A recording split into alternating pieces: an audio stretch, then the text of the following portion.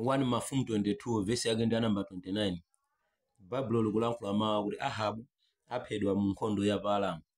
Tamvetserani, ndimafuna ndilankhule nanu za chovala chimene muli nkuyenera kusamala nacho. Tamvetserani, ndimafuna ndilankhule nanu za malo amene muli nkuyenera kusamala kukhalapo. Tamvetserani, ndimafuna ndilankhule nanu za nyengo imene muli nkuyenera kupezekapo. Tamvetserani, ndimafuna ndilankhule nanu za kusamalitsa pamalo komanso udindo umene muli nkuyenera kulandira mu nyengo yake. Tamvetserani, Ahabu atazindikira kunena kuti wachimwira Mulungu, Baibulo limanena kuti Yehova anatsutsira ankhondo a Aaramu, ndipo Ahabu atazindikira kuti nkhondoyo ndi yake nakuti anakamkopa Yehosafati nanena kuti tiyeni tikamenye nkhondo kandithandize nkhondo monga ife tonse tili mafumu. Tamvetserani, pa nthawi imeneyi Yehosafati amalamulira Ayuda pamene Ahabu anali mfumu ya Israeli. Mukawerenga bwinobwino 1 Mafumu 29 na 1 Mafumu 22 verse yake ndi namba 29 mpaka na kuimaliza imene verse yake namba 40.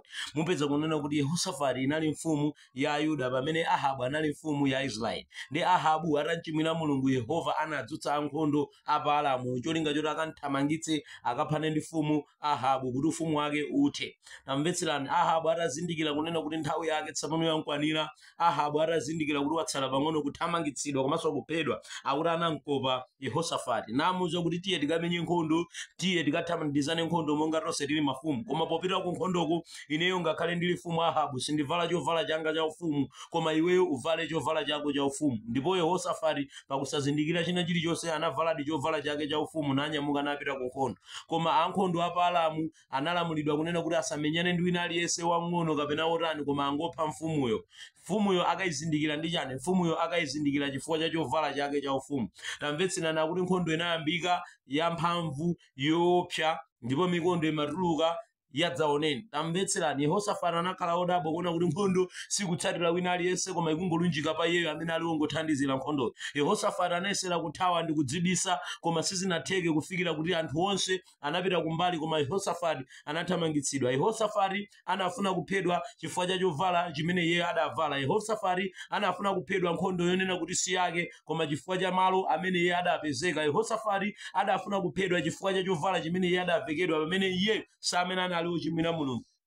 Ndimafuna ndilankhule wina wake, ndimafuna ndikumbutse wina wake. Okondedwa, tili nkusautsika mmoyo uno chifukwa cha chovala chimene ifeyo tavala. Tidavala chovala chimene Yehova akuchisakasaka kunena kuti chichotsedwe, chikaotchedwe limodzi ndi mwini yake Satana njerekezi. Tamvetserani, tili nkusautsika okondedwa chifukwa cha ntchito zimene ifeyo tidatenga, ntchito zonena kuti Mzimu Woyera sadaziyike pa moyo wathu. Tsopano Yehova ali nkufuna kuzichotsa kuti akaziwotche limodzi ndi mwini yake Satana njerekezi. Okondedwa, koma chifukwa chanena kuti ntchitozo tinazitenga ndife, tili nkusautsika nazo, tili nkuthamangitsidwa chifukwa tidatenga ntchito zaoyipa zimene zili nkufuna kuonongedwa. Ndimafuna ndikulimbikitseni, ndimafuna ndikukumbutseni, komanso ndimafuna ndikudziwitseni okondedwa kunena kuti mwavala chovala chonena kuti si chanu, chovala chimenecho chikufuna chikaonongedwe ndi mwini yake njerekezi. Mwavala chovala cha uhule chimene muli nkuthamangitsidwa nacho. Okondedwa, Mzimu Woyera akufuna kuononga chovala chimenecho, ndipo chifukwa choti chili pa thupi lanu mukachikakamira, okondedwa, muonongedwa nacho limodzi. Monga Yehosafati atavala chovala chonena kuti si chake,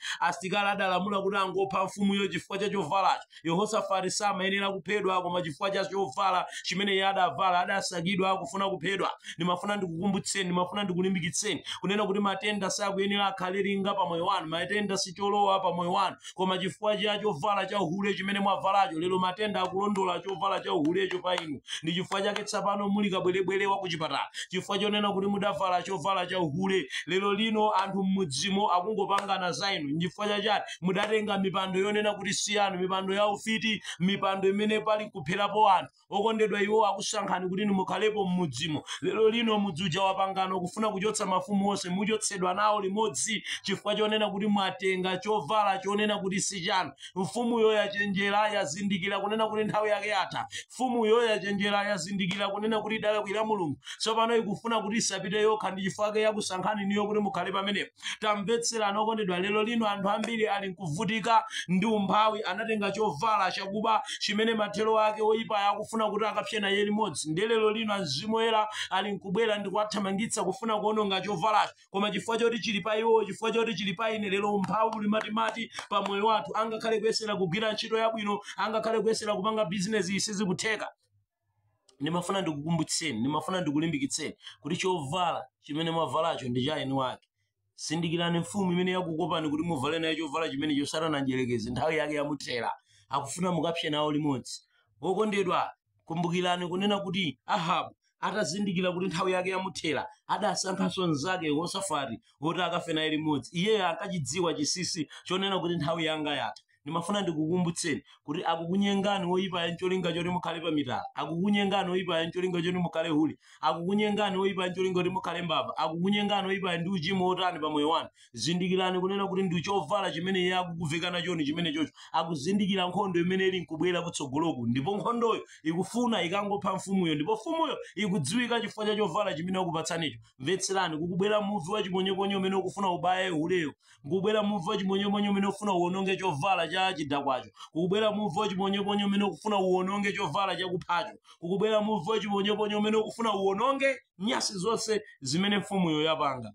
Mukhale osamalitsa pamene akukuvekani chovala cha imene chicho cha Ahabu cha Yehosafaticho pakuti kukubwera muvi wa chimonyomonyo zakuwonongani. Ndimafuna ndikukumbutseni ndimafuna ndikulimbikitseni kuti vulani muchovala cha chigololo tulukanimoni chokanimoni muchovala chakupha chokanimoni muchovala cha chidakwa chokanimoni muchovala chosautsa pa moyo wanu pakuti Yehosafati ankafuna kuphedwa atavekedwa chovala cha ufumu pamene nkhondoyo imangofuna mfumuyo simafuna aliyense. Lero lino anthu ambiri tili nkufa nawo pamene nkhondoyo simafuna ife kufuna chovala chimene tinavekedwa chovala chosautsa chovala chimene azimwera akufuna chochi ndi mwina ake njerekeza. Ambuye akudalitseni mukhale ndi tsiku lopambana pamene mukuvula chovala chimene sichili chanu. Amen.